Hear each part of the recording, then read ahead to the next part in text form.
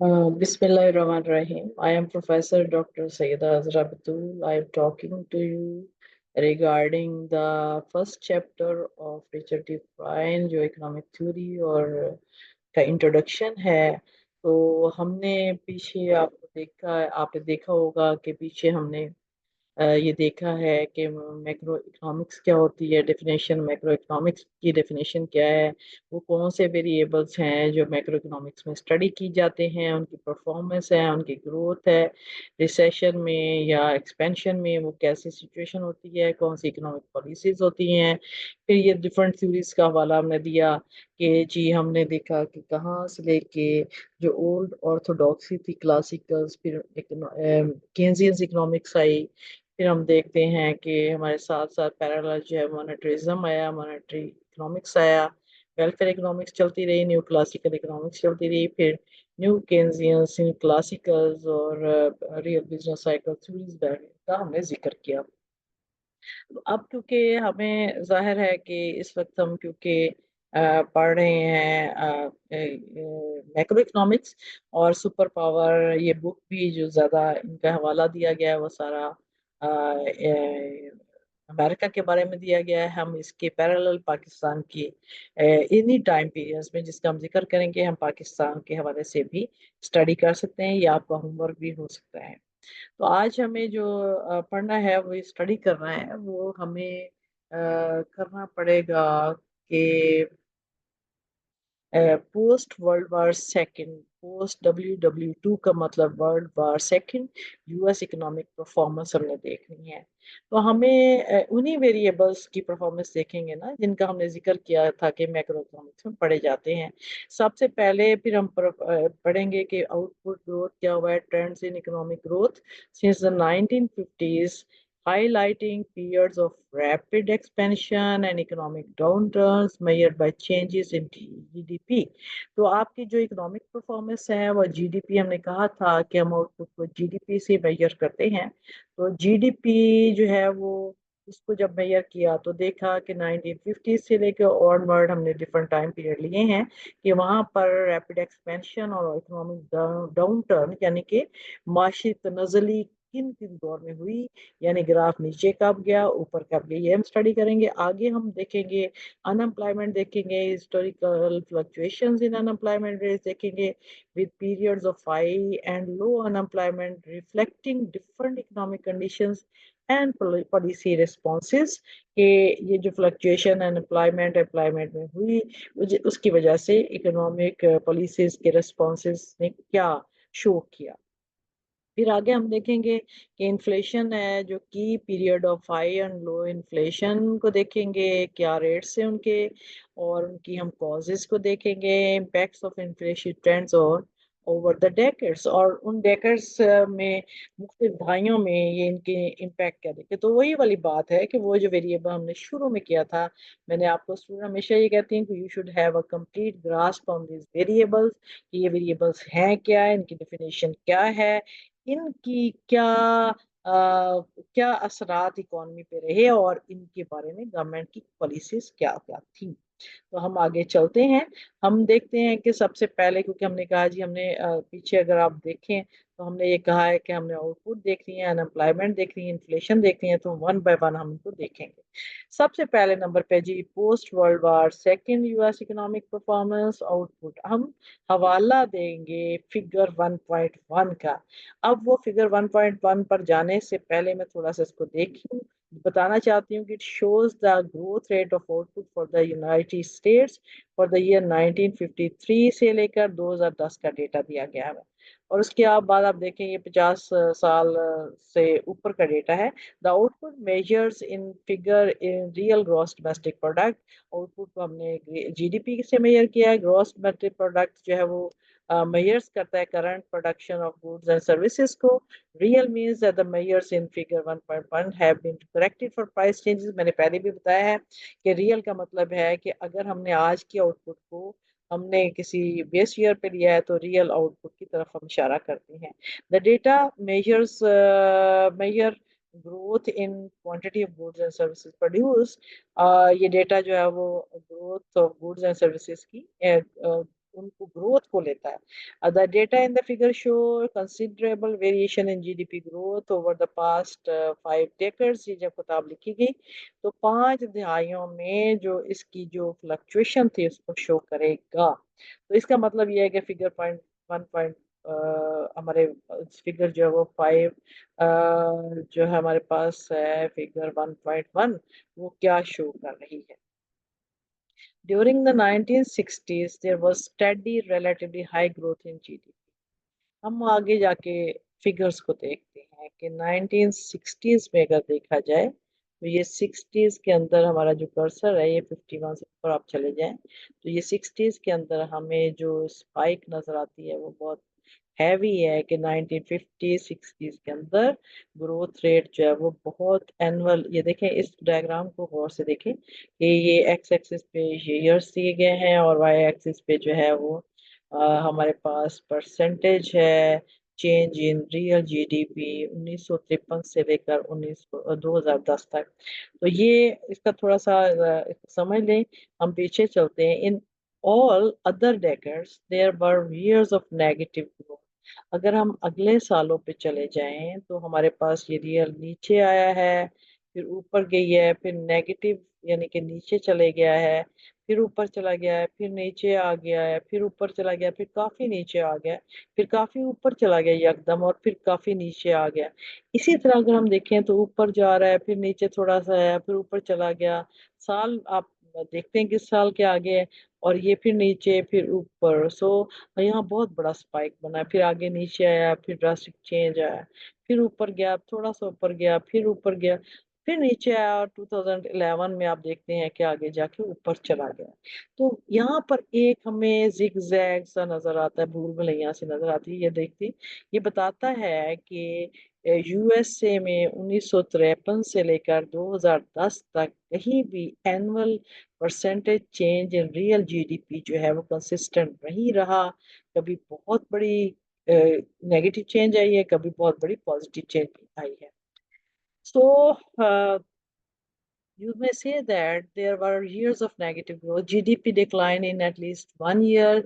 Still, it is the case that the period from mid 1980s to 2007 was one of the relative stability। हम अभी देखते हैं कि 1980 से लेकर 2007 1980 से लेकर यहाँ पर हमारे पास 80 है तो यहाँ पर एक वो कहता है कि तकरीबन स्टेबल स्टेबल रहा है। एक बहुत बड़ा स्पाइक आया ये नीचे है तो यानी इतनी बड़ी बड़ी वेरिएशंस नहीं आई। was one of the relative stability यानी stability हम नहीं कह सकते relative stability यानी कुछ as compared to the period। Notice that over this period of more than 20 years there was only 1 year when GDP declined। उन 20 सालों में एक ही वक्त था जीडीपी डिक्लाइन हुई है। Generally over this period year two year movement in GDP were moderate. बहुत 20 सालों में बहुत ये आप देखें ना यहाँ पर ये बहुत बड़ा ये एकदम ये डिक्लाइन आया है। तो यहाँ पे भी डिक्लाइन वैसे तो है तो एक बहुत बड़ा डिक्लाइन जो है ना यही वाला आया है। उसके अलावा जो है वो डिक्लाइन ज्यादा नहीं है मॉडरेट है। So this led economist to call this period the great moderation. ये जो 20 साल का अरसा है इसको जो इकोनॉमिस्ट हैं वो कहते हैं कि ग्रेट मॉडरेशन का दौर था। यानी कि हम ये नहीं कह सकते कि ये उनका कम नहीं हुई कम तो हुई है। एनीवेज ये जो टाइम पीरियड है इसको ग्रेट मॉडरेशन करेंगे मॉडरेशन नहीं है सिर्फ ग्रेट मॉडरेशन का दौर कहा गया है। यानी बहुत ज्यादा मॉडरेट रहा है दरमियाना रहा है। It appeared that the business cycle had become less pronounced. Business cycle economy में आते हैं ये लेस प्रोनाउंस्ड है यानी कि ये इतने रेगुलर नहीं है। Thus, the steep drop in GDP as economy entered the severe recession of 2007 to 2009 took many by surprise। अब वो कहता है कि ये अगर हम 2007 से 9 तक का एरिया लें 2007 से 9 तो यहाँ पर ये 7 है यहाँ से लेके ये 9 तक 7 से 9 तक में हमें ये जो लाइन है इसको आप देखें ये 2009 से 7 से 9 तक का एरिया है जो शार्प डिक्लाइन शो करता है कि इसकी वजह से इकोनॉमिस्ट हैरान हो गए कि स्टीप का मतलब है बहुत तेजी से नीचे गिरा। अब मैंने पहले भी बताया था कि 2007 से 9 तक एक बहुत बड़ा रिसेशन आया था वर्ल्ड, जिसकी वजह से पूरी दुनिया के अंदर बैंकरप्सी की स्टोरी सुनी जा रही थी, आवाजें सुनी जा रही थी, और बिजनेसेस फ्लॉप हो रहे थे, और बहुत से इंडिकेटर्स जो हैं वो आपके खिलाफ तो ये ट्रेवल करने लगे, जर्नी करने लगे थे। यानी अगर कोई चीज पॉजिटिव होनी चाहिए तो वो नेगेटिव, और नेगेटिव होनी चाहिए तो पॉजिटिव हो रही थी। So that is how we can say कि पोस्ट वर्ल्ड वार सेकंड में यूएस इकोनॉमिक परफॉर्मेंस जो आउटपुट की है वो फ्लक्चुएशन का शिकार रही है। और 1980 से लेके 2007 तक का अरसा जो है ये तकरीबन रिलेटिव स्टेबिलिटी का दौर था, और तकरीबन 20 साल तक जो है वो जीडीपी जो है वो 1 ईयर दैट वाज डिक्लाइन। और फिर 2007 से लेकर 9 के रिसेशन में ये नीचे गिरी है, और वो जो पीरियड मैं ऊपर जिक्र किया है 20 साल का, ये ग्रेट मॉडरेशन का दौर कहलाता है। सो यहाँ अगर हम फिगर को दोबारा भी देखें तो हमें ये फ्लक्चुएशन नजर आती है। अगर मैं ऐसे कहूँ कि लमसम आप क्या पढ़ेंगे, तो हम ये पढ़ेंगे कि ये यहाँ पर हमें नजर आ रहा है, ये फ्लक्चुएशन नजर आ रही है, यानी कंसिस्टेंट नहीं है। एक हम कह तो सकते हैं कि ग्रेड मॉडरेशन दरमियान में रहा है, लेकिन यहाँ पर बार बार जो है वो हमें डाउनवर्ड चेंजेस भी आ सकते हैं। यहाँ पर हमारे पास ईयर्स 1950 कुछ ग्रुप ऑफ ईयर्स बना दिए हैं, 1953 से लेके 1969 तक, फिर 70 से लेके 81 तक जहाँ ये खत्म हो रहा है, आगे ये शुरू हो रहा है 1982 से 95, फिर 96 से 2006, 2007 से 11 तक का ग्रुप। और यहाँ पर परसेंटेज जो जीडीपी में है ये 3.8% थी, और फिर आगे जो है वो 2.7% रही है, फिर आगे 3%, 3.2% और 1%। सो यहाँ पर हमें देख नजर आ रहा है कि ये 3.8% में पहले ज्यादा थी, फिर उसके बाद जो है वो क्या हुआ कि फिर ये कम हो गई, फिर उसके बाद ये फिर बढ़ गई, फिर थोड़ी सी बढ़ी, फिर कम हो गई। तो this is the summary of how you can say कि इन सालों में भी आपको ये याद रखना है कि या इस साल से इस साल तक जो कितना उनका जो है चेंजेस आती रही। अब हम मैंने कहा था कि पहले हम स्टेप बाय स्टेप देखेंगे। परफॉर्मेंस ऑफ आउटपुट देखिए, अब दूसरा वेरिएबल अनएम्प्लॉयमेंट आ जाता है जो कि फिगर 1.2 में शो करता है।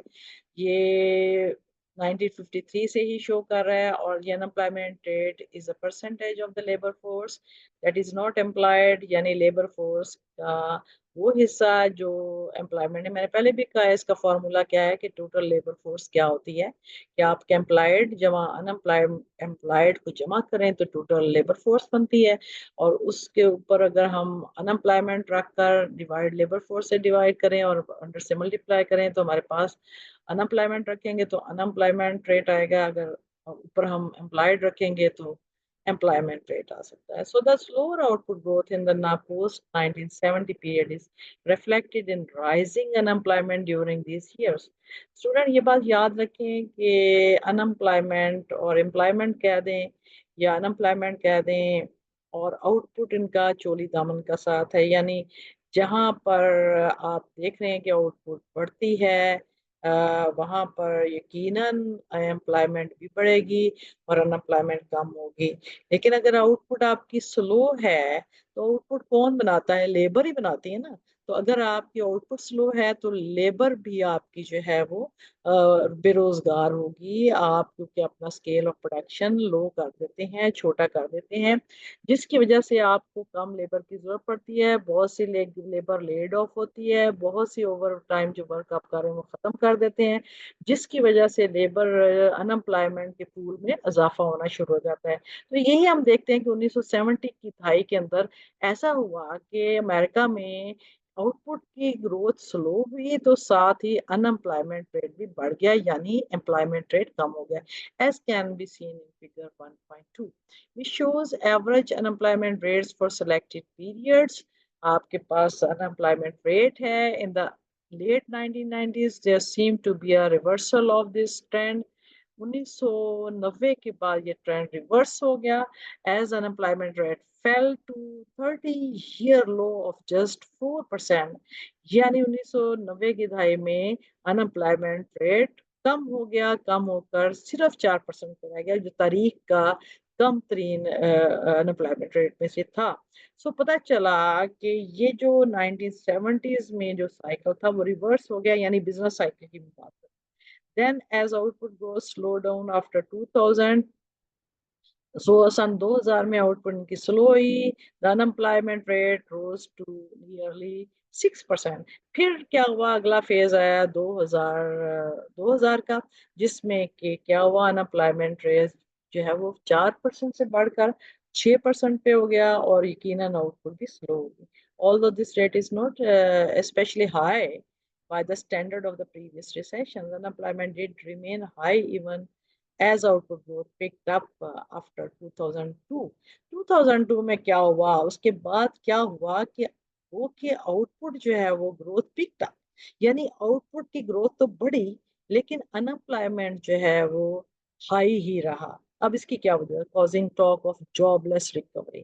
बिकॉज उसने क्या किया कि टॉक ऑफ जॉबलेस रिकवरी, यानी जॉबलेस की रिकवरी होनी चाहिए, यानी ये बातें होने लगी कि जो जॉबलेस है उन्हें रिकवर किया जाए, उन्हें दोबारा बहाल किया जाए उनकी नौकरी को।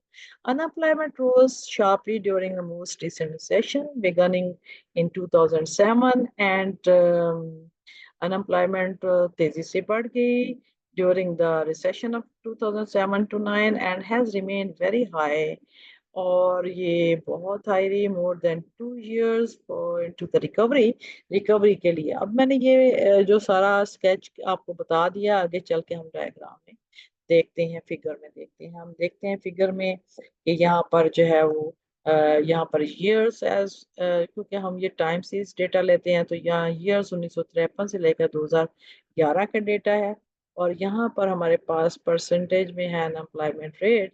ये पहले देखें, ये बढ़ रहा है, फिर कम हुआ है, फिर बढ़ रहा है, फिर कम हुआ है, फिर बढ़ रहा है, फिर कम हुआ, यहाँ पर 1970s में कम हुआ, फिर ऊपर चला गया।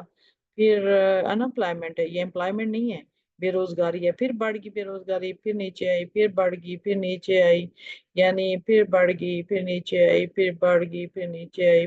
अगर इनको देखें तो ये जो नीचे आई है, ये जो 1970s में सबसे नीचे आया, फिर 2001 में ये नीचे आया, और आप देख सकते हैं कि ये ऊपर चला गया, यानी ये फ्लक्चुएशन करता रहा। ये 10% के करीब, 8%, 7% के करीब गया है, यहाँ पर ये 4% पे है। फिर उसके बाद तो हम ये देखते हैं यहाँ पर भी जो ग्रुपिंग ऑफ ईयर्स, वही हम कह सकते हैं 53 से 69 पर 4.8%, फिर 70 से लेके 81 तक 6.4% बढ़ गई। फिर उसके बाद 82 से 95 तक 6.9% और बढ़ गया अनएम्प्लॉयमेंट। फिर 1996 से 2006 तक ये फिर कम हो गया, और फिर 2007 से 11 तक ये बहुत ज़्यादा बढ़ गया, 7.7%। तो हमें जो पीछे हमने ये पढ़ा है, ये सारा हमें बताता है कि 1970s में, पोस्ट 1970s में जो है वो अनएम्प्लॉयमेंट रेट बढ़ा था और आउटपुट स्लो होने की वजह थी। फिर 1990s में क्या हुआ कि रिवर्सल हो गया, अनएम्प्लॉयमेंट नीचे आ गया 4% पे, और फिर आउटपुट ग्रोथ जो 2000 में जाके साल 2000 में स्लो होगी। फिर 2002 के अंदर फिर जो जॉबलेस रिकवरी की बातें होने लगी, 2007 में फिर इकोनॉमिक रिसेशन आया। तो ये एक स्टोरी है कि जो बताती है कि किसी भी मुल्क के अंदर बेशक वो तरक्की याफ्ता हो या तरक्की पजीर हो, ये मसाइल अनएम्प्लॉयमेंट के, आउटपुट के कम होने के, इन्फ्लेशन के बढ़ने के मसाइल सारे मुल्कों में साथ साथ रहते हैं। अब हमें लास्ट जो यहाँ पर देखना है वेरिएबल, पहले हमने आउटपुट को देखा, फिर हमने अनएम्प्लॉयमेंट को देखा। अब हम देखते हैं कि इन्फ्लेशन की सिचुएशन क्या थी, जब आउटपुट ज़्यादा हुई थी तो तब क्या थी, जब आउटपुट कम हुई है तो तब क्या थी, अनएम्प्लॉयमेंट के साथ उसका क्या लिंक था। तो हमें इसके लिए फिगर 1.3 वो देखना पड़ेगा। फिगर 1.3 जो है वो हमारे पास ये फिगर है जो कि यूएस इन्फ्लेशन रेट 1953 से 2010 तक, और यहाँ पर हमें इन्फ्लेशन रेट जो है परसेंटेज में दिया गया है, 0 से लेकर ये हमारा नेगेटिव से लेकर 16% तक। और यहाँ साल दिए गए हैं एज यूजुअल, ये 1953 से लेकर 2011 का डेटा है, जो हमारा बताता है कि इन्फ्लेशन पहले कम हुई, फिर बढ़ी है, फिर कम हुई है, फिर थोड़ी थोड़ी बढ़ी है, स्लो बढ़ी है, फिर उसके बाद कम हुई है, फिर आप देखें 1970s में कम हुई है, फिर ऊपर चली गई है, फिर उसके बाद नीचे आई है, फिर बहुत ऊपर चली गई, फिर बहुत नीचे आई है 1980s के अंदर जो है वो 83 84 के अंदर, फिर नीचे चली गई, फिर इससे भी नीचे आ गई, फिर उसके बाद ऊपर चली गई, फिर आप देखें रेंगते रेंगते नीचे आ गई है, यानी इससे भी नीचे आ गई।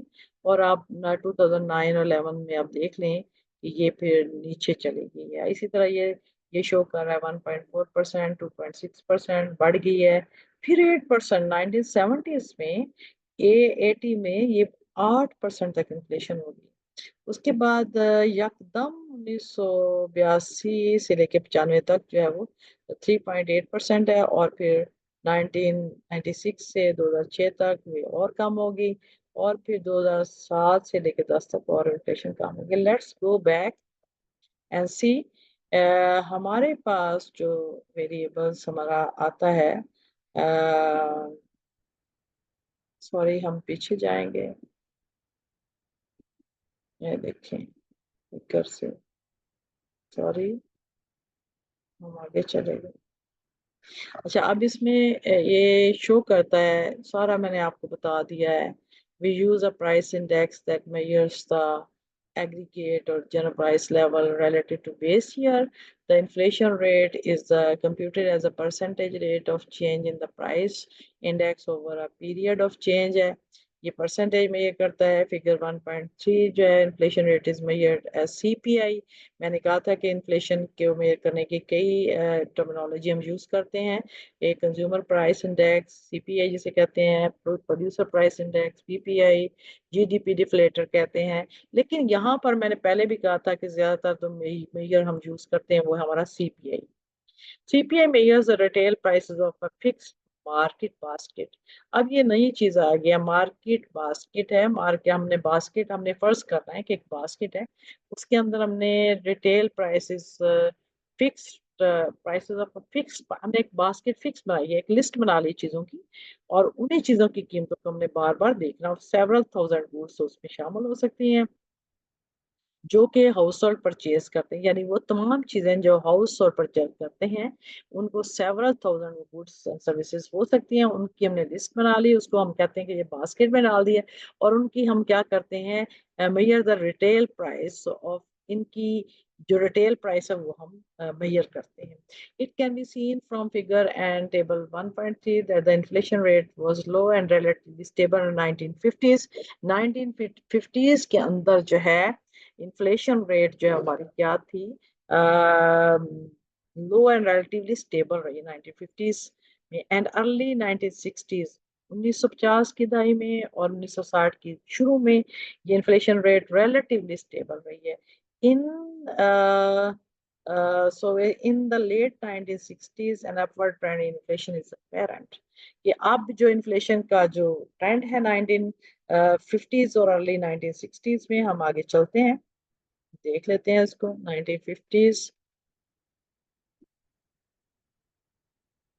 1950s के अंदर और अर्ली 1960s के अंदर आप देख रहे हैं कि ये स्टेबल ही रही है, ज्यादा नहीं बढ़ी है, ऐसा सा बढ़ी। लेकिन 1960s के बाद फिर ये इसका ट्रेंड जो है वो अ, बढ़ना शुरू हो गया।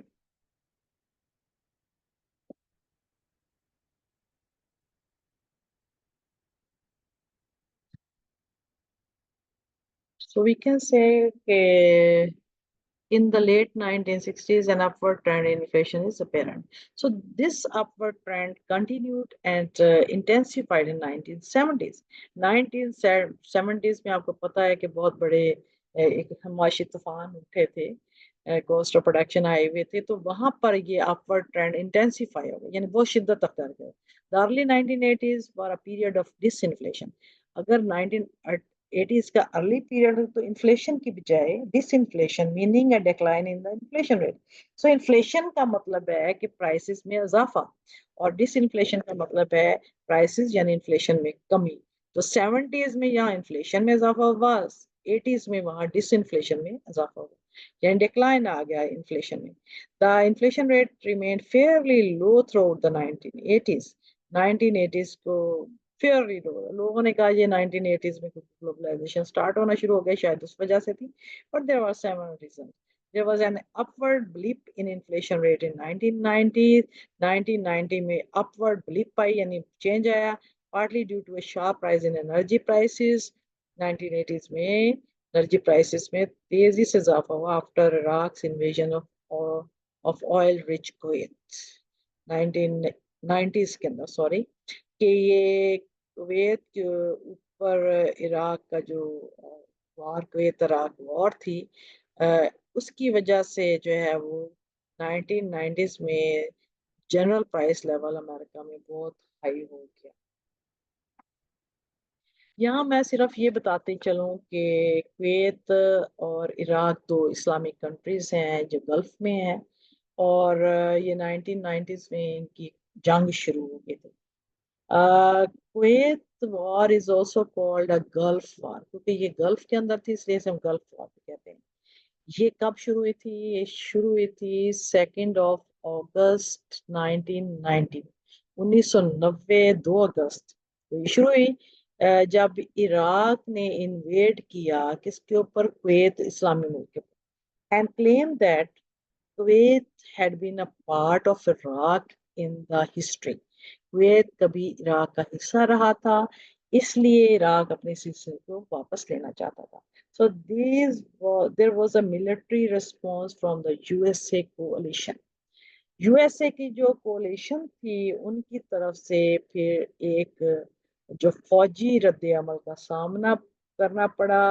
जो कोalition उसने बनाई थी मिडल ईस्ट कंट्रीज के अंदर, जो कि मिडल ईस्ट और यूरोपियन कंट्रीज उसके कोalition थे, और दूसरों हिस्सों से भी इसकी कोalition जो फौज है उसमें शामिल थे, और इन्होंने मिलकर फिर कुवैत को सपोर्ट किया और इराक के खिलाफ हमला किया, इराक के ऊपर हमला किया बल्कि। द कोलिशन फोर्सेस इन्होंने क्या किया कि स्टार्टेड ऑपरेशन डेजर्ट स्टॉर्म। ये हिस्ट्री में ऑपरेशन डेजर्ट स्टॉर्म के नाम से याद किया जाता है, जो जनवरी 1991 में स्टार्ट हुआ। सो अब जो अ, क्यों इन्होंने हमला किया?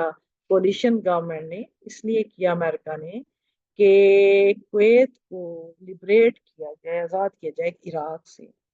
सो अल्टीमेटली डिसाइसिव विन किया कोलिशन गवर्नमेंट ने, और कुवैत को फ्री करा दिया फ्रॉम द ऑक्यूपेशन जो कि सो कॉल्ड था इराक से।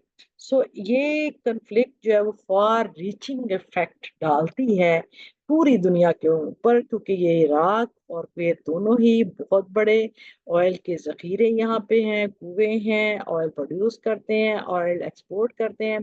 तो दोनों के कुएं में, बास कुओं में आग भी लगा दी गई, तो जिसकी वजह से बहुत सी प्रोडक्शन मुतासर हुई और सप्लाई मुतासर हुई, सप्लाई शॉक हुआ, जिसकी वजह से 1990s में पूरी दुनिया में inflation, cost of production, oil की कीमतें बढ़ने से कॉस्ट ऑफ प्रोडक्शन बढ़ी, और इंडस्ट्रियल कॉस्ट ऑफ प्रोडक्शन, और फिर कॉस्ट ऑफ प्रोडक्शन के बढ़ने से जाहिर है कि ट्रांसपोर्टेशन भी महंगी हुई, और जिसकी वजह से जो है वो एक बहुत बड़ा 1990s में डिबैकल हुआ।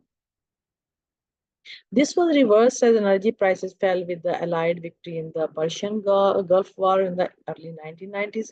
Inflation then remained low over the rest of the period.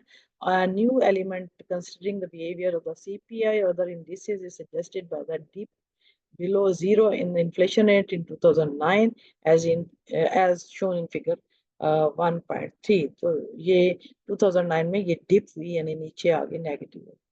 So हम ये कह सकते हैं the concern related to the price level during post World War II period had always been the prices would rise too rapidly and the inflation would be high. So ये concern था कि world war second के बाद क्योंकि सारे resources जंग पे लग जाते हैं और मुल्क जो है वो बजाय तरक्की करने के तनज़्ज़ुल की तरफ शिकार हो जाते हैं, जिसकी वजह से पैदावार कम होगी और ये उम्मीद थी बल्कि ये खदशा था सॉरी कि जो ये इसकी जो आउटपुट है वो कम होने की वजह से इन्फ्लेशन बढ़ेगी। Over the past decade deflation and decline in the price level became a concern for the first time since the Great Depression of 1930s के बाद जो डिफ्लेशन हो गया यानी कीमतें कम हुई तो ये बहुत बड़ा कंसर्न था। बड़ी हुई कीमतें भी नुकसानदेह हैं, बहुत कम कीमतें भी नुकसानदेह क्योंकि प्रोड्यूसर्स को लॉस होता है। The goal of policy has been price stability. तो पॉलिसी का मकसद ये होता है कि price stability specially monetary policy इसको फोकस करती है। For reasons we will consider neither high inflation not deflation is desirable. हम ये कहते हैं कि हाई इन्फ्लेशन भी अच्छा नहीं है और लो इन्फ्लेशन भी अच्छा नहीं है किसी भी इकोनॉमी के लिए। अब हम अगर फिगर 1.4 की बात करें तो हमें दो बीमारियों का इकट्ठा ही जिक्र करना है, एक इन्फ्लेशन का और अनएम्प्लॉयमेंट का। ये भी post world war two US economic performance हम देख रहे हैं कि हमारे पास जो है वो figure 1.4 plots the annual unemployment rate for 1953 2010 together with the annual inflation rate during that same period। ये दोनों ही इकट्ठे हमने फिगर्स को हमने पीछे जो पढ़े हैं इनको दोनों को इकट्ठा कर दिया, यानी इन्फ्लेशन का भी हमने जो लाइन ड्रॉ की है और साथ अगर आप देखें इसको तो हमारे पास जो है वो इन्फ्लेशन रेट भी साथ साथ है। लेकिन ये बात ये कहें कि यहाँ पर जो ईयर्स वही हैं 1953 से लेकर 2011 तक और यहाँ पर परसेंटेज दिया गया है जो कि इन्फ्लेशन और अनएम्प्लॉयमेंट को शो करे। लेकिन यहाँ पर अगर आप गौर करें तो ये जो डॉटेड लाइन है ये इन्फ्लेशन रेट को शो करिए या अनएम्प्लॉयमेंट रेट को शो करिए। तो हम देखते हैं कि कभी ये हमारी जो रेगुलर लाइन है कनेक्टेड लाइन ये अनएम्प्लॉयमेंट रेट ऊपर है, इन्फ्लेशन रेट नीचे है। फिर ये हमारे पास इन्फ्लेशन रेट ऊपर चला गया है और फिर नीचे गिरा है, ये दोनों गिरे हैं यहाँ पर लेकिन इन्फ्लेशन रेट उससे नीचे ही रहा है। फिर उसके बाद ये बढ़ा है तो फिर इन्फ्लेशन रेट बढ़ा है और जब गिरा है तो फिर ये नीचे इसके आता है। इसी तरह जब बढ़ता है तो इन्फ्लेशन रेट की स्पीड जो है वो ज़्यादा हमें जो है वो इसके अंदर वोलेटिलिटी नज़र आती है, लेकिन अनएम्प्लॉयमेंट रेट में उतना बड़े हमारे पास जो है वो हमें इतने राइज़ एंड फॉल बड़े नज़र नहीं आते जितने इन्फ्लेशन रेट में। तो चलें हम पीछे चलते हैं, हम देखते हैं कि note that early portion of this period through the late 1960s show a negative relationship between the inflation rate and unemployment rate। कि 1960 से लेकर ऑनवर्ड तक नेगेटिव रिलेशनशिप है, यानी कि ये अगर बढ़ रहा है तो यहाँ पर ये देखिए ये हमें नेगेटिव रिलेशनशिप है, यानी एक बढ़ती है तो दूसरी जो है वो ये देखें ये 1960s में अगर आप देखें ये ऊपर जा रही है ये नीचे जा रही है, ठीक है, और इस तरह ये ऊपर जा रही है नीचे आ रही है, ठीक है, और ये नीचे गिर रही है ये ऊपर को बढ़ रही है, यानी दोनों के अंदर जो हमें नेगेटिव रिलेशनशिप नजर आता है 1960s के अंदर। years of relatively high inflation और years of relatively low unemployment के अनएम्प्लॉयमेंट जहाँ इन्फ्लेशन हाई है और वहाँ पर जो है वो अनएम्प्लॉयमेंट जो है लो है as compared to in the period of 1970s। So no such simple relationship evident, वहाँ पर इस तरह का रिलेशनशिप नेगेटिव नजर नहीं आता। During parts of 1970 for example 1973 75 the unemployment and inflation rate both rose sharply। 1973 से 75 तक ये दोनों ही sharply increase. Let's see it 1973 यहाँ पर आप देखें तो यहाँ पर हमने पहले तो इनका देखें ना इनवर्स रिलेशनशिप था, लेकिन 73 से 75 तक आप देखें कि ये दोनों नीचे गिरे हैं फिर दोनों ऊपर बढ़े हैं फिर दोनों नीचे गिरे हैं फिर दोनों ऊपर बढ़े हैं। इट मीन्स कि हमारे पास जो है दोनों का जो रिलेशनशिप है पॉजिटिव आया। The unemployment inflation rate both rose sharply in the early 1980s। The negative relationship seem to return with unemployment rising sharply as inflation declined। तो हमारे पास जो नेगेटिव रिलेशनशिप है 1980 की दहाई में फिर हमें नजर आता है। 1980 की दहाई में आप देख लें यहाँ से 1980 में आप देखें कि ये ऊपर बढ़ रहा है ये नीचे गिर रहा है, तो अनएम्प्लॉयमेंट रेट नीचे गिर रहा है इन्फ्लेशन जो है वो ऊपर बढ़ रहा है। और इसी तरह ये हमें 1900 80 और 80 की दहाई में हमें नजर आता है। The negative relationship seemed to return, unemployment rising sharply as inflation declined later in 1980s. The inflation rate remained low while unemployment steadily declined. Unemployment जो है वो स्टडीली डिक्लाइन हुआ है और इन्फ्लेशन जो है वो हमारा जो है वो अनएम्प्लॉयमेंट आप देखें कि इन्फ्लेशन रेट में लो और अनएम्प्लॉयमेंट डिक्लाइन दोनों ही लोअर डिक्लाइन फिगर्स समझ आ। So this is you can say कि कुछ सालों में इनका रिलेशनशिप जो है वो एक दूसरे से नेगेटिव रहा है और कुछ सालों में जैसे 1973 से 75 में ये क्या है ये इनका पॉजिटिव रिलेशनशिप है फिर उसके बाद फिर हमें इनवर्स रिलेशनशिप नजर आता है। Post world war second US economic performance हम पढ़ रहे हैं between 1990 and 91 the unemployment rate rose and inflation rate fell. फिर हमें 1990 से लेकर 91 तक भी हमें यह इनवर्स रिलेशनशिप नजर आया but the behaviour of the inflation rate appears to have been due to factor connected with the Persian Gulf. Inflation की वजह जो है वो पर्शियन गल्फ जिसकी मैंने कुवैत और मैंने इराक की वॉर का कहा था ये वजह थी rather than any underlying unemployment. Unemployment inflation rate relationship नहीं था बल्कि ये गल्फ वॉर की वजह से कॉस्ट ऑफ प्रोडक्शन के हाई होने की वजह से पूरी दुनिया में कीमतें बढ़ी थी। From 1992 to 1999 both the inflation rate and unemployment rate fell. 1992 से 99 तक इन्फ्लेशन रेट और अनएम्प्लॉयमेंट रेट दोनों गिर गए हैं। अब इसी को लोग कहते थे ग्लोबलाइजेशन स्टार्ट हुई है तो इसकी वजह से ये इन्फ्लेशन रेट और अनएम्प्लॉयमेंट रेट में बेहतरी आई है। Beginning in 2001 unemployment rose as inflation rate fell. 2001 में अनएम्प्लॉयमेंट बढ़ गई और इन्फ्लेशन रेट कम हो गया। फिर इनवर्स रिलेशनशिप वो सीरीज रिवर्स कोर्स इन 2003 दोनों का 2003 में ये कोर्स रिवर्स हो गया again moving in opposite direction. So during the recession of 2007 and 9, unemployment rose sharply while inflation fell. तो ये इन्फ्लेशन नीचे आ गई और अनएम्प्लॉयमेंट बढ़ गई। These changes in the relationship between the inflation rate and unemployment rate can be seen in figure 1.5. So in parts A and B of the graph, the inflation rate is measured on the vertical axis and an unemployment rate on the horizontal axis. अगर इन दोनों को हमने इकट्ठे देखना हो तो फिर हम इनका रिलेशनशिप जो है वो देखने के लिए एक एक्सिस पे हमने अनएम्प्लॉयमेंट रेट लिया है और जो कि हॉरिजॉन्टल है और हमने इन्फ्लेशन को वाई एक्सिस पे लिया है। Part A is for the year 1953 से 1969 तक and the negative relationship between the two variables is evident.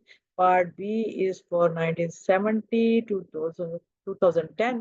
तो हमने तकसीम कर दिया है कि एक टाइम पीरियड जो है वो 53 से 69 तक और दूसरा 70 से लेकर 2010 तक और हमने देखना है कि दोनों में रिलेशनशिप क्या है। And for this years there is no apparent relationship between inflation rate and unemployment में कोई हमें नजर नहीं आता। हम आगे चलते हैं 1.5A में आप देख लें कि यहाँ पर अनएम्प्लॉयमेंट रेट है और यहाँ पर इन्फ्लेशन रेट है। ये मतलब 1953 में 55 54 में ये 55 में ये 69 में 68 में कुछ ये सारे ईयर्स ये हैं।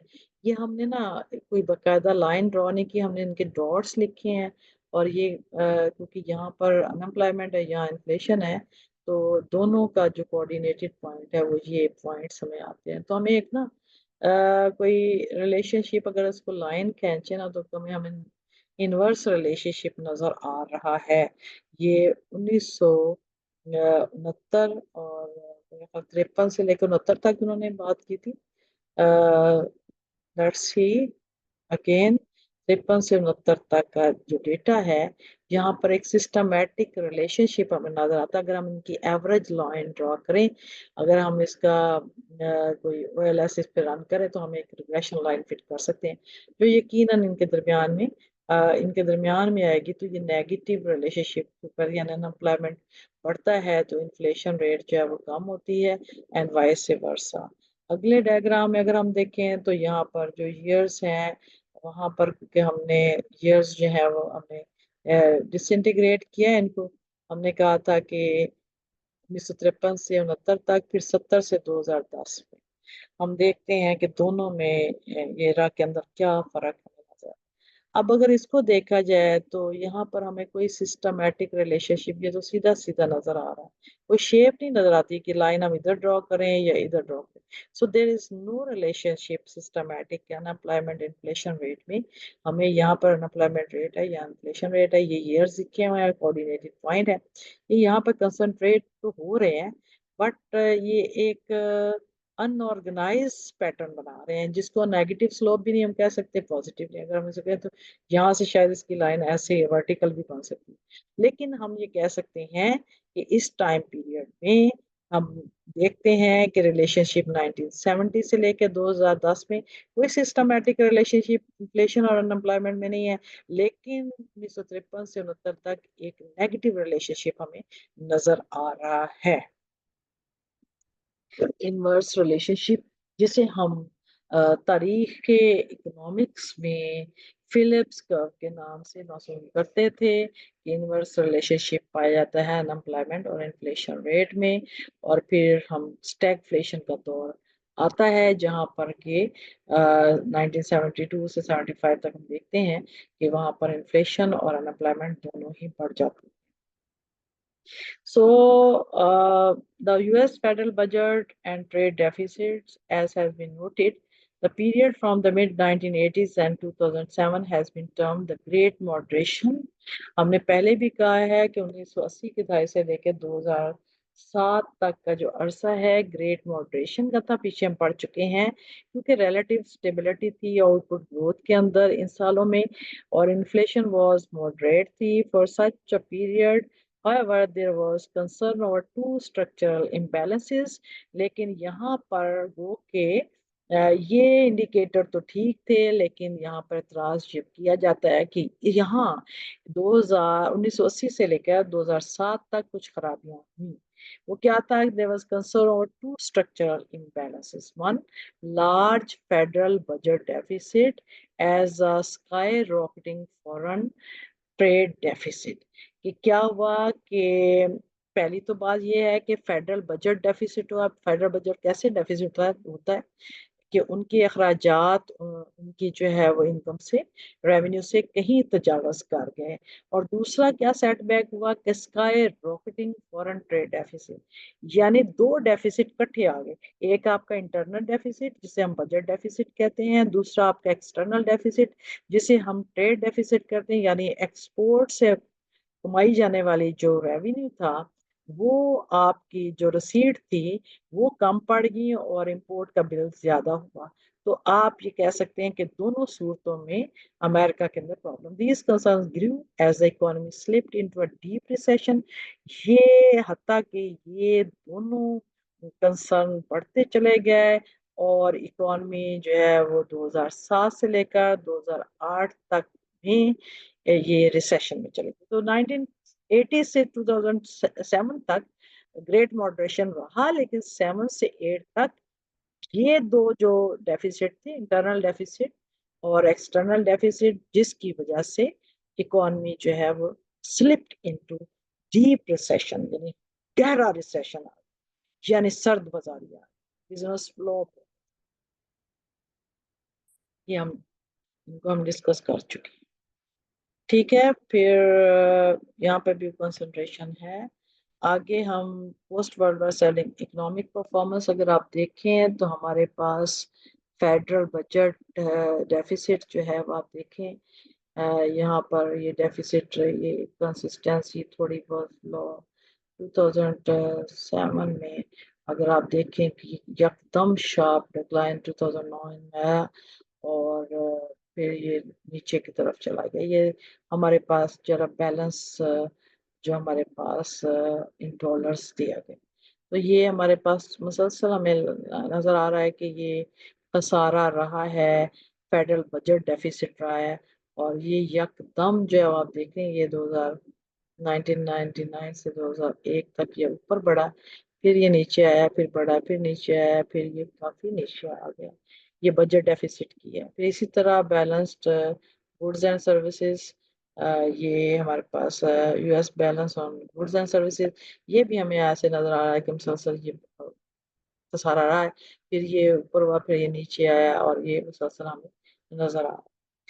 No, the central question in macro economics है क्या? अब हमने ये पढ़ा पीछे कि हमारे ये वेरिएबल्स क्या हैं, ये कैसे कंट्रोल होते हैं, ये पॉलिसी कैसे अफेक्ट करती है, कैसे अमेरिका में ये वेरिएबल्स की हिस्ट्री रही है, आउटपुट की हिस्ट्री हमने पढ़ा, हमने अनएम्प्लॉयमेंट की हिस्ट्री पढ़ा, हमने जो है वो इन्फ्लेशन की हिस्ट्री पढ़ा, फिर हमने इन्फ्लेशन और अनएम्प्लॉयमेंट की दोनों के एक कंबाइंड डिस्कशन भी किया।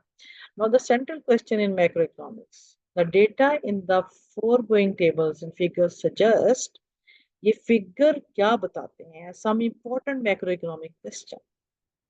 ये फिगर हमें एक important macroeconomic question की तरफ इशारा करते हैं। वो question क्या है? Instability of output in the 1970s and early 1980s. हमें ये पता चलता है 70 से लेके 80 तक आउटपुट में इंस्टेबिलिटी रही है, यानी आउटपुट में कोई कंसिस्टेंट इजाफा नहीं हुआ, आउटपुट और एम्प्लॉयमेंट में, and unemployment became significantly more unstable, और अनएम्प्लॉयमेंट जो है वो सिग्निफिकेंटली अनस्टेबल रही following A study expansion in 1960s। 1960s में स्टडी एक्सपेंशन इसमें हुआ। In the years since the late 1980s, the stability of output and employment has increased. 1980 से onward जो है वो इनकी स्टेबिलिटी आउटपुट एंड एम्प्लॉयमेंट की बड़ी है। During the period from 1970s to 1984 there were 4 recessions. 1970 से लेकर 1984 तक के 14 साल के अरसे में 4 रिसेशंस आए। Time when there was a sustained fall in output and employment. इन सब में जो कॉमन चीज थी कि आउटपुट और एम्प्लॉयमेंट में कमी आई थी। सो हम सेंट्रल क्वेश्चन को पढ़े हैं। Two of these recessions were severe, इनमें 2 रिसेशन बहुत स्फीयर थे। In the years from 1985 to 2007, 1985 से 2007 तक का अरसे में देयर वर ओनली 2 रिसेशन। इतने लंबे अरसे में सिर्फ 2 रिसेशन थे, एंड नीदर वाज स्फीयर, इनमें से कोई भी इतना सख्त नहीं। So the apparently increased stability of output during the period from the mid 1980s to 2007 was termed the Great Moderation। ये हम पहले भी पढ़ चुके हैं। 1980 से लेकर 2007 तक के अरसे को हम ग्रेट मॉडरेशन कहते हैं। Then came the severe recession of फिर 2007 से 9 तक severe recession है, which was termed by some the Great Recession। जैसे हम ग्रेट रिसेशन डिप्रेशन की बात करते हैं ना, उसके बाद सबसे बड़ा जो रिसेशन आया है 2007 से 9 तक, उसको हम ग्रेट डिप्रेशन की बजाय रिसेशन कहते हैं। लोग ये क्वेश्चन करते हैं कि अगर गवर्नमेंट की पॉलिसीज वर्क ना करती तो क्या ये great recession, great depression like 1930s में चेंज हो सकता था? तो यकीनन we are thankful to professor Keynes के जिसने गवर्नमेंट की जो फिजिकल पॉलिसी की फाइन ट्यूनिंग को इंट्रोड्यूस बहुत ज़्यादा स्ट्रांगली करवा कर ये गवर्नमेंट के रोल को इतना इफेक्टिव बनवा दिया कि आज ग्रेट रिसेशन की बात तो करते हैं 2007 से 9 तक, ग्रेट डिप्रेशन की बात नहीं करते। So policy is the one variable that has avoided the world from the great depression. Question one, what determines the cyclical behavior of output and employment? Question one है, कौन सी चीजें, कौन से फैक्टर्स ऐसे हैं, कौन से वेरिएबल्स ऐसे हैं जो आपके आउटपुट एम्प्लॉयमेंट को चेंज करते हैं? What causes recession? रिसेशंस को कौन सी चीजें कॉज करती हैं? Answering this question requires a theory of behavior of output and employment over a period of 1 to 4 years. A theory of the cyclical behavior of output and employment, हमें theory को देखना पड़ेगा, आउटपुट एंड एम्प्लॉयमेंट की cyclical behaviour की जो theory है उसे study करना पड़ेगा। So, movement in the inflation rate, in our view of the US economy, we have seen that there has been significant variation in inflation over time. Inflation में हमें significant changes नजर आई हैं, और 1970 में was a period of the great peacetime inflation। हमारे पास great peace time inflation का time period कहते हैं 1970 की दहाई को। Both before and after that period the rate of inflation was much lower. इस पीरियड से पहले और इसके बाद इन्फ्लेशन रेट मच लोअर था। Question two, What are the determinants of the rate of inflation? Inflation को कौन से फैक्टर डिटरमाइन करते हैं? What role do macroeconomic policies play in determining inflation? कि इस इन्फ्लेशन को चेंज करने में गवर्नमेंट की पॉलिसी कितना पार्ट प्ले करती हैं? The output inflation relationship. Question 3. What relationship exists between inflation and unemployment? Inflation and unemployment में क्या तल्लक है? Positive है, negative है? Why were both the unemployment rate and inflation rates so high during much of the 1970s में ये inflation and unemployment high क्यों रहे? What became the negative relationship? What became of the negative relationship that existing between these two variables 1950s and 60s? 1950s और 60s में इनमें जो negative relationship था unemployment inflation में वो उसके क्या असरात? तो ये सारे सवालात हमारे ज़हन में एक रिसर्च टाइप क्वेश्चन है जिनको कि हमने देखना है। तो इसका मतलब ये है कि हमने ये देखना है वो कौन से फैक्टर्स हैं जो आउटपुट को चेंज करते हैं, जो आपकी वो कौन से फैक्टर्स हैं जो आपकी इन्फ्लेशन को चेंज करते हैं, वो कौन से फैक्टर्स हैं जो आपके अनएम्प्लॉयमेंट या एम्प्लॉयमेंट को चेंज करते हैं। So these are the questions. The presence of both high inflation rates and high unemployment rates during the 1970s were especially puzzling to macro economist बड़े परेशान हुए जो 1970 की दहाई में जो नेगेटिव रिलेशनशिप अनएम्प्लॉयमेंट और इन्फ्लेशन का था जिसे हम कहते थे कि ये फिलिप्स का के थ्योरी शो करती है जो बताती थी कि इनवर्स रिलेशनशिप होता है इन्फ्लेशन और अनएम्प्लॉयमेंट। आप दोनों बीमारियों को इकट्ठा ठीक नहीं कर सकते। अगर अनएम्प्लॉयमेंट कम करेंगे तो इन्फ्लेशन बढ़ जाएगा, अगर इन्फ्लेशन कम करेंगे तो unemployment. The experience of 1950s and 60s had led economists to explain substantial inflation as a symptoms of too high a level of total demand for output.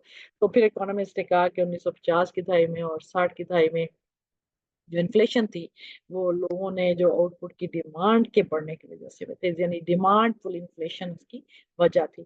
Substantial unemployment was considered the result of इनएडिक्वेट demand. और unemployment क्या था? वो इनएडिक्वेट demand थी, यानी demand नाकाफी होने की।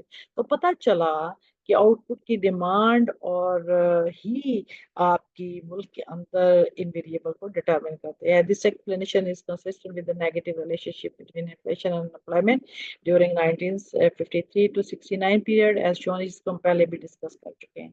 When demand was high, inflation was high, unemployment rate was low, in demand ज्यादा थी, इन्फ्लेशन बढ़ गई, अनएम्प्लॉयमेंट लो थी।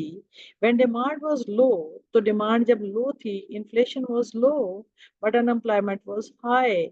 But this line of reasoning cannot explain simultaneously high unemployment and high inflation.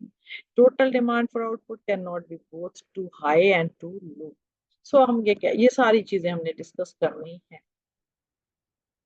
The event of 19 हमने ये पहले भी पढ़ लिया है कि इवेंट ऑफ 1970s और फिर 1990s हमने ये सारा डिस्कस किया।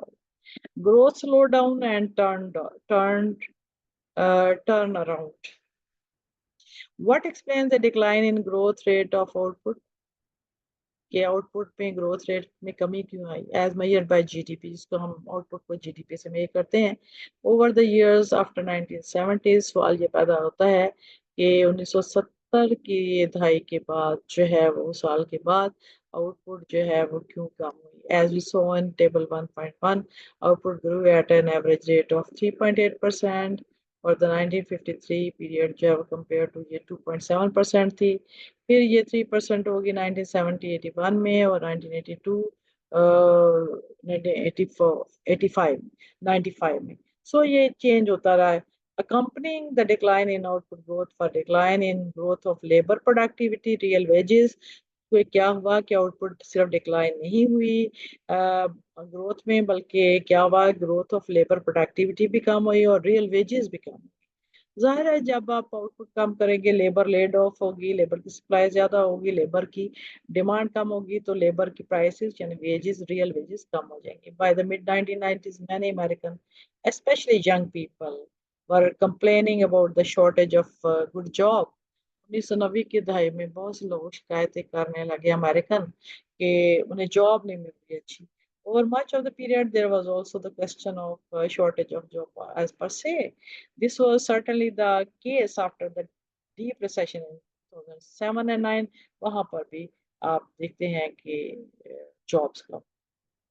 इन the late 2011 the unemployment rate was 9%, बहुत ज़्यादा हाई हो गया। और टीन एज अनएम्प्लॉयमेंट 16 से लेकर 19 साल तक के जो नौजवान थे उनका जो अनएम्प्लॉयमेंट रेट था वो 9% से कहीं ज़्यादा यानी 24% था। In the United States during the 1990s, there were signs that the growth slowdown was being reversed. कि 1990s में ग्रोथ का जो स्लो डाउन था रिवर्स होना शुरू हो गया। अ माइल्ड रिसेशन इन 2008 में बड़ा हल्का सा रिसेशन आया was a bump in what seemed to be a road to higher growth in output and labour productive. फिर वो बाद में हायर लेबर आउटपुट और लेबर प्रोडक्टिविटी में चेंज हो गया। Again, there the cyclical downturn in economy beginning in late 2007 made it hard to discern any long-run trends. उसमें भी लॉन्ग रन जो ट्रेंड्स थे उसको उन्होंने एक्सप्लेन नहीं किया। Question 4 now comes, what determines the rate of growth in output over a period of 1 or 2 decades?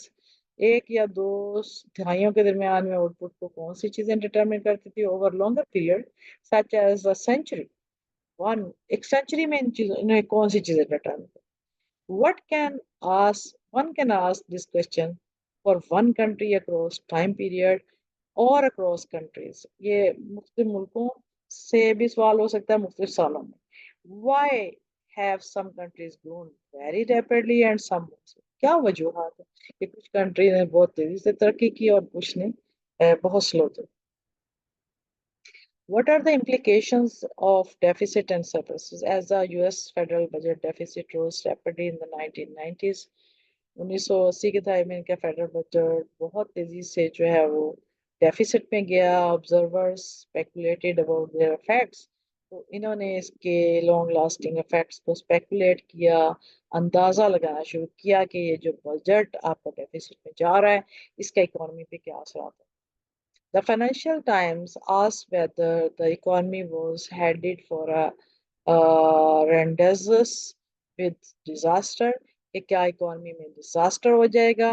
Other believe that the deficit posed problem of a subtler long-term kind, more akin to termites in the basement, कि ऐसे लगेगा कि deficit pose problems of a subtler long-term kind more akin to termites, ये termites की तरह खा जाएगा in the basement than the wolf at the door।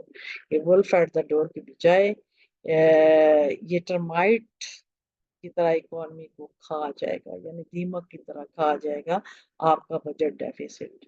So as the budget moved into surplus in the late 1990s, लेकिन 1980 के बरस जब आपका बजट सरप्लस में हुआ the problem receded, तो ये प्रॉब्लम कम हो गया।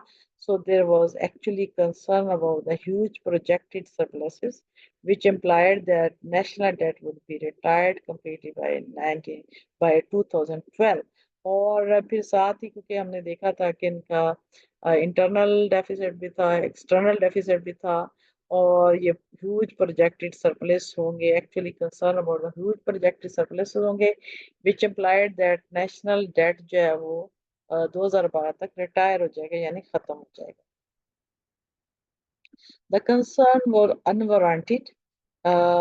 So today we are once again concerned with large current and projected future deficits. आज भी हम large current और future projected deficits की बात करते हैं। Given the debt the country will pile up, अगर एक मुल्क में कर्जे के पायल ढेर लग जाएं, how will the government commitment to the retiring baby boom generation in terms of social security benefits and medicine be finance? तो फिर गवर्नमेंट या लोगों की commitment to the retiring baby generation के in terms of social security benefits और medicine भी finance, तो फिर अगर गवर्नमेंट के डेट के कर्जे के ढेर लग जाएंगे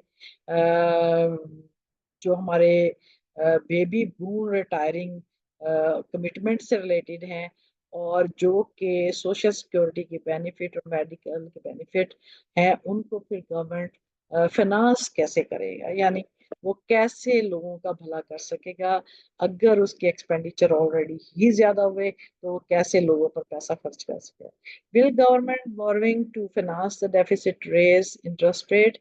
अगर गवर्नमेंट बोरो करेगी इंटरनल सोर्सेज से या एक्सटर्नल से the deficit raise interest rate, तो इससे इंटरेस्ट रेट बढ़ जाएंगे एंड रिटार्ड इन्वेस्टमेंट, तो प्राइवेट इन्वेस्टमेंट कम हो जाएगी और ग्रोथ भी कम होगी। Will there be a debt crisis, तो फिर क्या डेट क्राइसिस नहीं हो जाएगा as that faced by some European countries, जो कि बहुत से यूरोपियन कंट्रीज ने फेस किया है।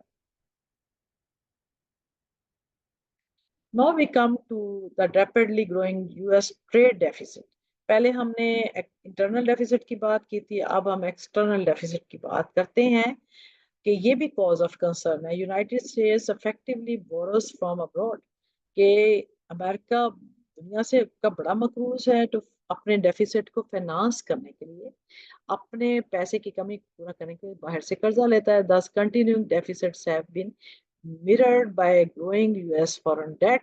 तो कंटिन्यूइंग डेफिसिट जो इसका रहा है मिरर्ड बाय ग्रोइंग, तो इसका इसका जो उन्होंने मैनिफेस्टेशन नजर आया कि जैसे जैसे इंटरनल डेफिसिट बढ़ता है तो वो फॉरेन कर्जा बढ़ा देता है। Many worry about the effects of the deficit and debt on the future stability of dollar. कुछ लोग परेशान थे कि डॉलर की जो फ्यूचर स्टेबिलिटी है और डॉलर की जो एसेट मार्केट है उसके ऊपर इसके बुरे असरात मुरतब हैं।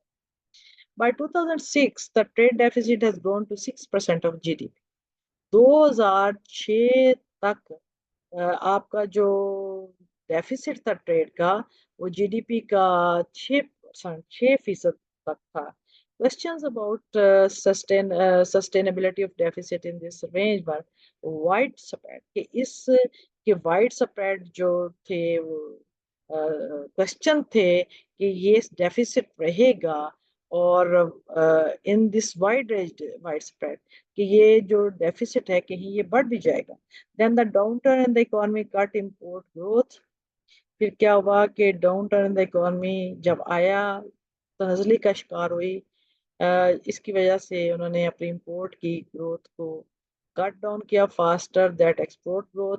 इंपोर्ट की ग्रोथ को एक्सपोर्ट के मुकाबले में जो है वो कम कर दिया, यानी इंपोर्ट्स कम कर दी, एक्सपोर्ट बढ़ रही थी and the trade deficit was cut in half. तो आपके पास इलाज ही यही है कि आप अपनी इंपोर्ट्स को कम कर दें, तो आपका जो ट्रेड डेफिसिट था वो आधा रह गया before reversing the trend and beginning to rise again by 2010। फिर ये 2010 में ये दोबारा ऊपर की तरफ जाए।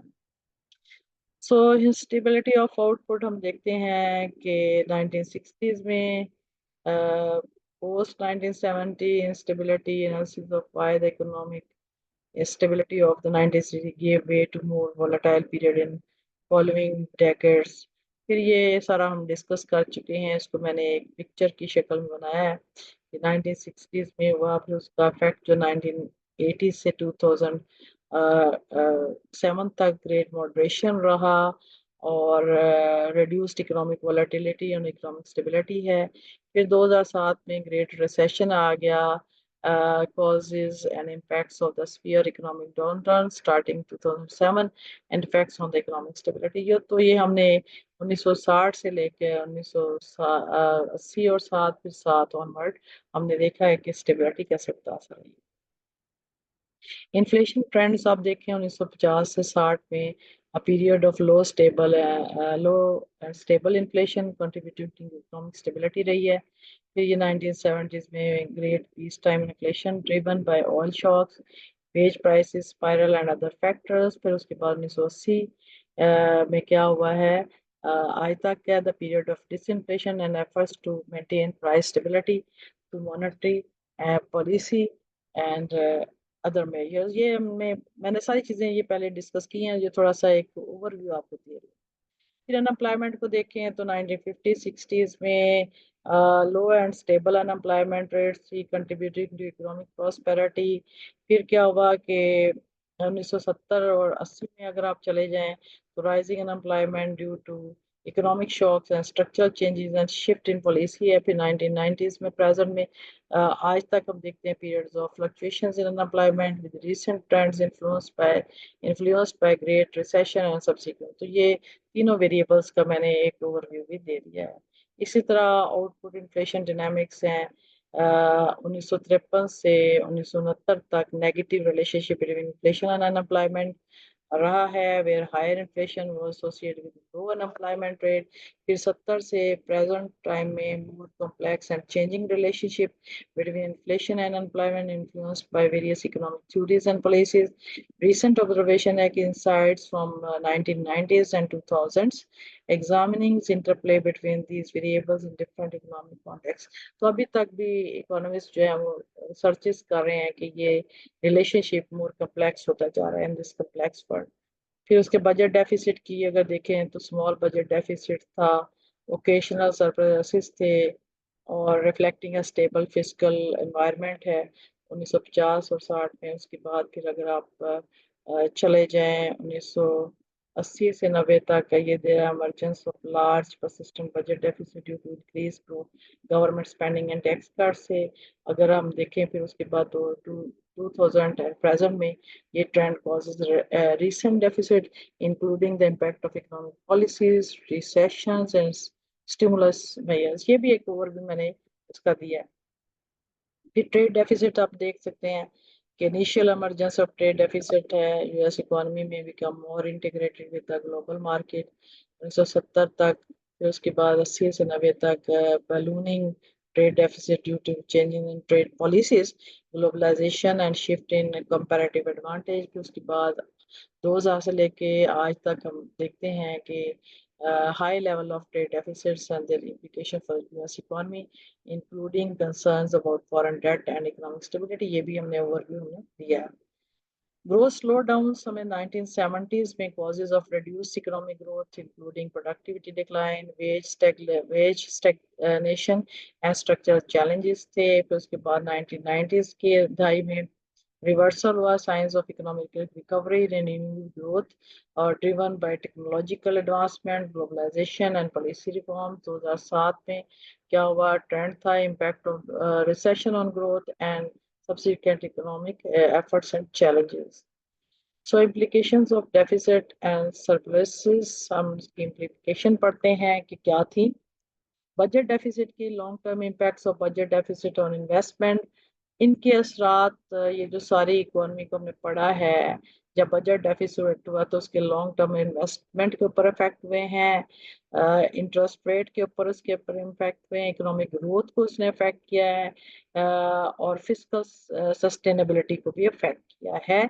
यानी बजट डेफिसिट आपकी इकोनॉमी के बहुत से वेरिएबल्स को बैडली इफेक्ट कर रहे हैं। नंबर फिर अगर आप नीचे आए तो ट्रेड डेफिसिट क्या करता है, concern about the sustainability of large trade deficits, कि फॉरेन डेट बढ़ता है and their implications for economic stability and growth भी हमारे पास जो है वो ज्यादा इसको कंसर्न आएंगे। इसी तरह पॉलिसी रिस्पॉन्सेज हैं कि valuation of fiscal and trade policies aimed at addressing budget and trade deficits and their effectiveness in promoting economic stability and growth. अगर आपने इकोनॉमिक स्टेबिलिटी और ग्रोथ के अंदर सस्टेनेबिलिटी लेके आनी है तो आपको क्या करेंगे, इंटरनल बजट और आपका एक्सटर्नल बजट यानी बजट डेफिसिट और ट्रेड डेफिसिट दोनों को आपको कम करना पड़ेगा। चलिए कंक्लूजन की तरफ आते हैं। This chapter The chapter that follows present theories that try to explain the data discussed here and provide answers to the question we have raised. Prior to examining these theories in chapter 2, we consider the measurement of the major economic variables of interest.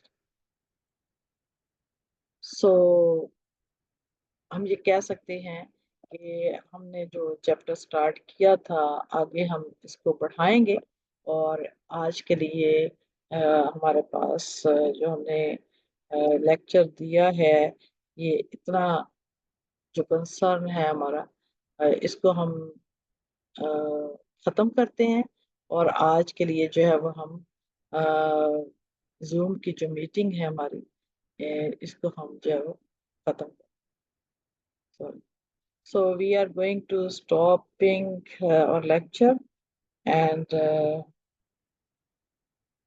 we're going to stop here, and we are going to finish and our meeting. Hope you student might have enough of knowledge and comparison of these variables. So overall, the introduction of macroeconomics involves all the variables, that is output, employment, inflation, interest rate, और आपका balance of payment trade, और या हम कह सकते हैं कि foreign date, foreign हमारा इंटरनल डेफिसिट, एक्सटर्नल डेफिसिट, हमारी जो इन वेरिएबल्स का इंटरकनेक्टेडनेस है, उसकी वजह से हमें पॉलिसी पैकेज अपने चेंज करने पड़ेंगे। मींस कि आपकी फिस्कल पॉलिसी और मॉनेटरी पॉलिसी, इन दोनों में कंसिस्टेंसी हमें लानी पड़ेगी, और दोनों की अंदर जो है वो हमें एक ही डायरेक्शन नजर आएगा, तो पॉलिसी कामयाब होगी, अदरवाइज पॉलिसी कामयाब होगी। अल्लाह हाफिज फरमाओ।